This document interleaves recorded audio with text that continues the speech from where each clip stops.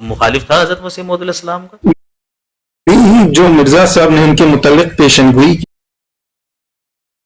کی تھی وہ بھی تو پوری نہیں ہوئی. کہاں کی تھی؟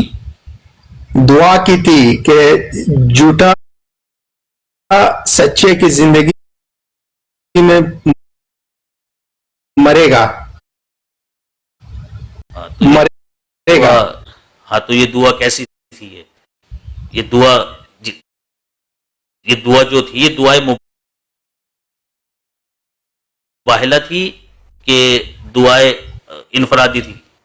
ایک ہوتی نا دعائے مباہلہ، ایک تو وہ ہوتی ہے کہ بھئی آؤ ہم دونوں فیصلہ انفرادی تھا یہ دیکھو اس کی متعلق قرآن کریم میں بھی آیا ہے. مباہلہ سمجھتے ہیں نا کسے کہتے ہیں؟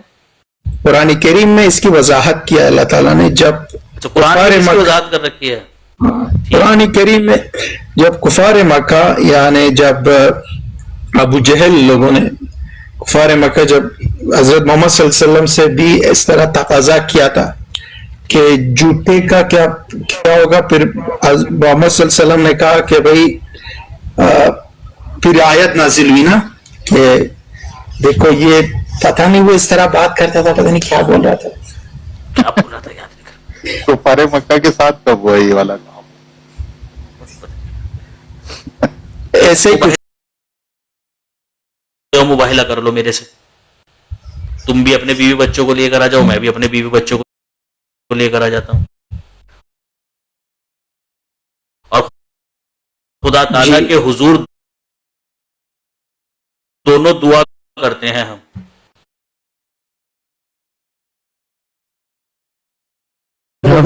شیطان کی بات کر رہے ہو؟ اچھا تو کیا ہوا ابھی بتا.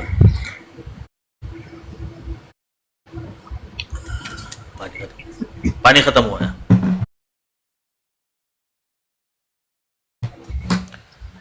تو حضرت مسیح موعود علیہ السلام نے بلایا تھا اسے مقابلے پر، مباہلے کے لیے. ایک منٹ میں ریکارڈنگ کروں، ایک منٹ.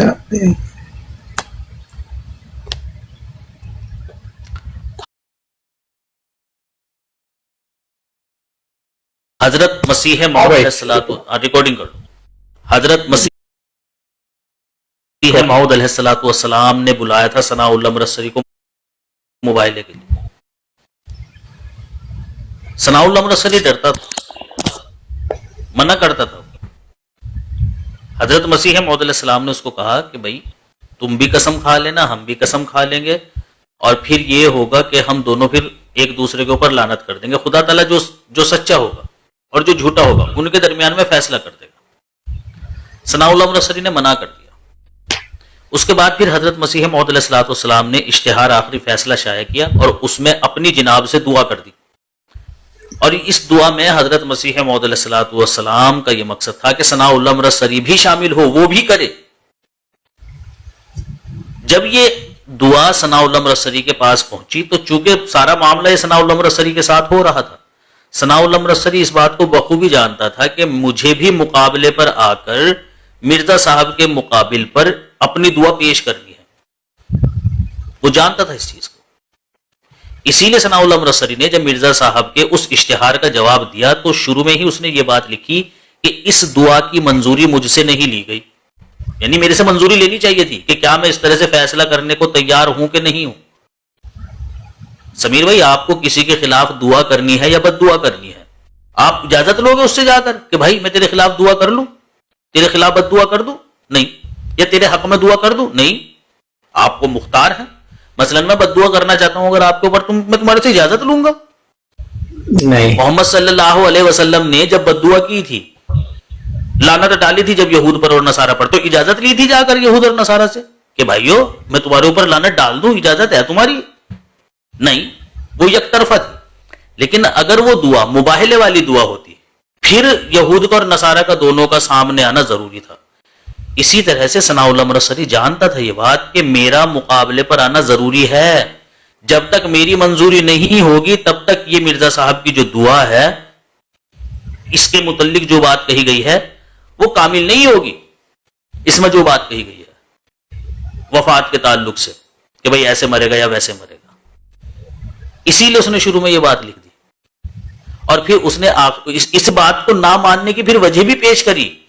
مرزا صاحب نے جب فیصلے کے لیے یہ دعا لکھی تو اس نے اس طریقے سے فیصلہ نہ ماننے کی وجوہات بھی بیان کری کہ بھائی میں اس بنا پر نہیں مان سکتا، اس بنا پر نہیں مان سکتا، اس بنا پر نہیں مان سکتا، اس بنا پر نہیں مان سکتا۔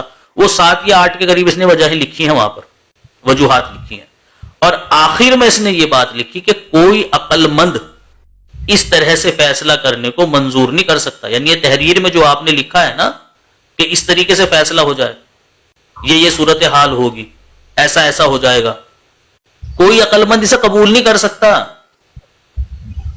اگر کوئی قبول کرے گا تو وہ کون ہوگا؟ بے وقوف ہوگا وہ۔ اب یہ عامر نذیر کہتا ہے جی مجھے قبول ہے، تو ثناء اللہ مرسلی کے نزدیک کیا ہوا؟ یہ بے وقوف ہوا کہ نہیں ہوا؟ کمال کی بات یہ خود ثناء اللہ مرسلی نے بھی قبول کیا اس کو، تو خود بے وقوف بن گیا بھائی اپنے فتوے کے مطابق، کیونکہ تو یہ کہتا تھا کہ کوئی عقل مند نہیں قبول کر سکتا اسے، یعنی بے وقوف قبول کریں گے اسے، عقل مند نہیں کوئی قبول کرے گا، تو ہم عقل مند ہیں الحمدللہ، اسی لیے ہم نے قبول نہیں کیا۔ یہ جو لوگ قبول کر رہے ہیں وہ بے وقوف ہیں، وہ کہتے ہیں حاجی مرزا صاحب کی اس تحریر کے مطابق فیصلہ ہو گیا۔ اچھا، اب آتی ہے دوسری بات کہ بھئی کیا یہ اشتہار آخری فیصلہ دعائے مباہلہ ہے یا نہیں ہے؟ یہ ہے بات۔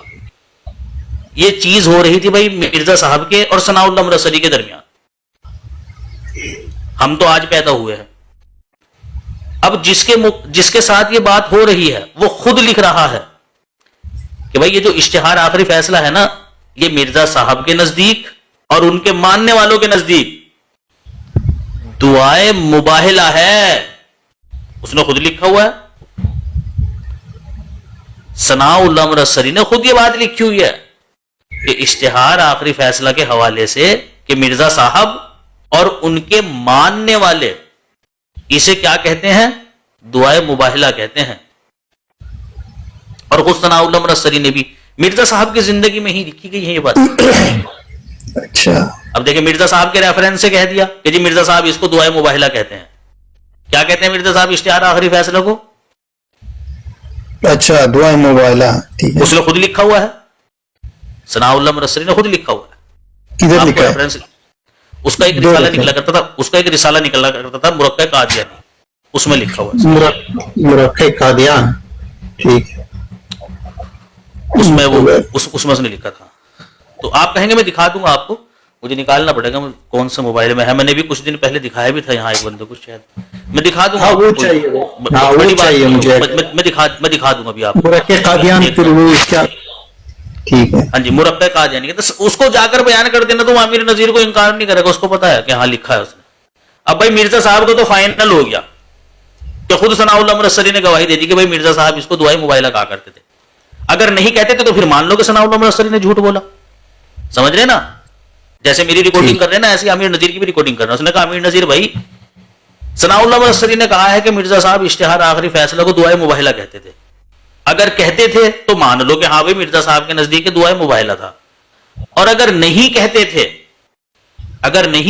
تھے تو پھر یہ مان لو کہ ثناء اللہ مرسلی جھوٹ بول رہا ہے۔ دو میں سے ایک بات مان لو، وہ دیکھو خود اقرار کر لے گا، وہ خود اقرار کر لے گا کہ ہاں دعائے مباہلہ ہی تھی۔ ابھی تو یہ کہہ کر بھیجا ہے نا کہ جی وہ مرزا صاحب کے نزدیک دعا تھی،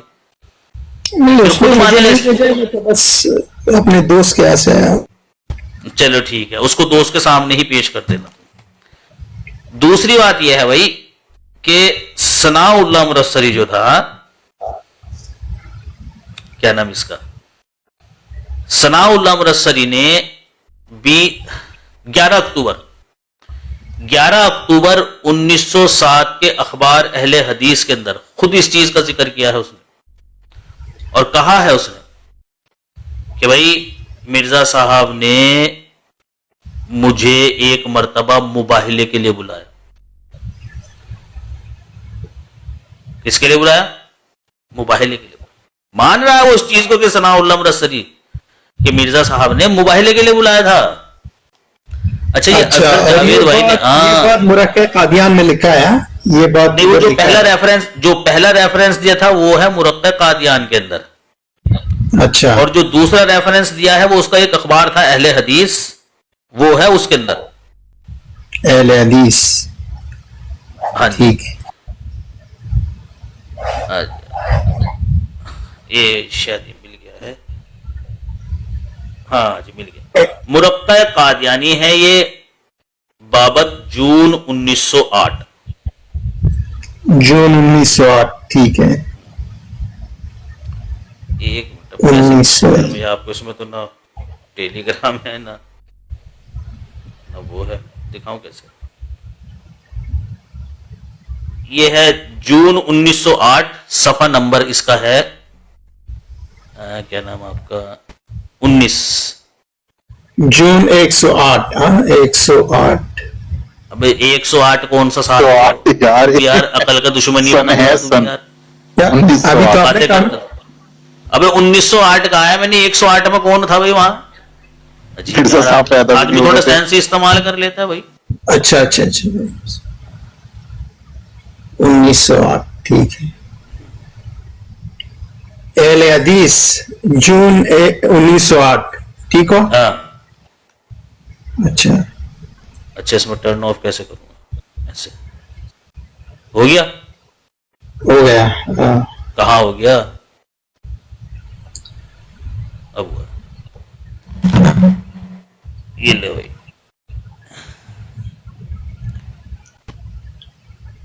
نظر آ رہا ہے.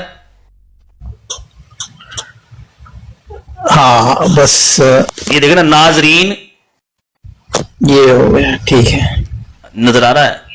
اسے پڑھیے یہاں سے. ہاں. ناظرین، ان دونوں اقراروں کو ملحوظ رکھ کر ذرا، نظر آ رہا ہے جہاں ناظرین لکھا ہوا نظر آ رہا ہے. ہاں نہیں وہ چھوٹا چھوٹا لکھا ہے نا تو اس چھوٹا چھوٹا لکھا ہے. ایک منٹ رکو، اسے بڑا بڑا کر دیتا ہوں میں.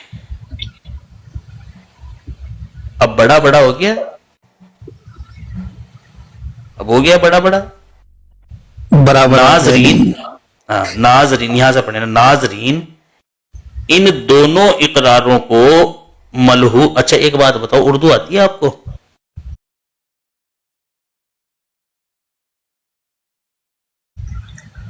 اردو آتی ہے بالکل، کیوں نہیں ٹھیک. آتی ہے. ملحوظ رکھ کر خدا را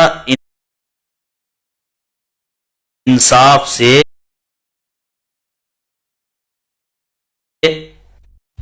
انصاف کیجئے کہ مرزا صاحب کو میرے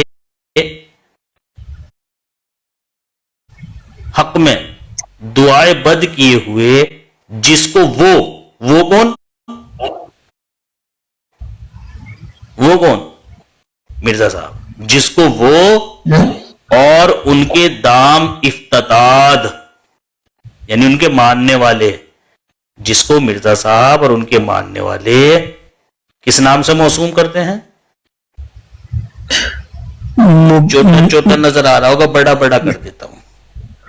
کیا لکھا ہوا ہے یہ؟ موبائلہ. ٹھیک ہے. مباہلہ کے نام سے موسوم کرتے ہیں. کون کرتے ہیں مباہلہ کے نام سے موسوم؟ مرزا صاحب. ٹھیک ہے. اور ان کے ماننے والے کس نام سے موسوم کرتے ہیں؟ ٹھیک ہے. ٹھیک ہے. تو یہ بات ہے. ہاں جی ہاں جی. اسکرین شاٹ لے لیا تھا؟ لے لی اسکرین شاٹ لے لی میں نے. بات دراصل میں یہ ہے، یہ کرتے ہیں عوام کو گمراہ، کیونکہ ثناء اللہ مرسلی کے جو رسالے ہیں نا، تو جو یہ اخبار ہے، مطلب کہ تو یہ ایک طرفہ کی دعا نہیں تھا. ایک طرفہ کا دعا نہیں تھا نا. یک طرفہ نہیں تھی، دونوں کو شامل ہونا تھا. دونوں کو شامل ہونا. اسی لیے تو ثناء اللہ مرسلی نے کہا بھائی میری اجازت کیوں نہیں لی گئی.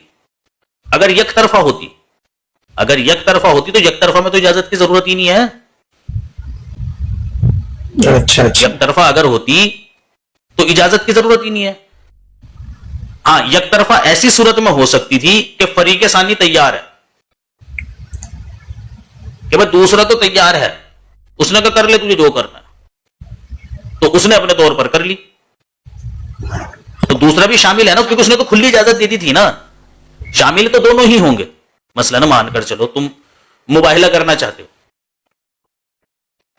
تم مباہلہ کرنا چاہتے ہو میرے سے, میں کہوں بھائی کھلی اجازت ہے کر لے. اب تم نے اپنی طور پر دعا کر لی کہ اے خدایا کیا نام میں فلاں انسان کو جو ہے وہ جھوٹا مانتا ہوں, لیکن میرا جو مخالف ہے وہ سچا مانتا ہے. اے میرے اللہ, ہم میں سے جو جھوٹا ہے اسے تو ہلاک کر دے, اس پر لعنت ڈال, جو سچا ہے اسے باقی رکھ.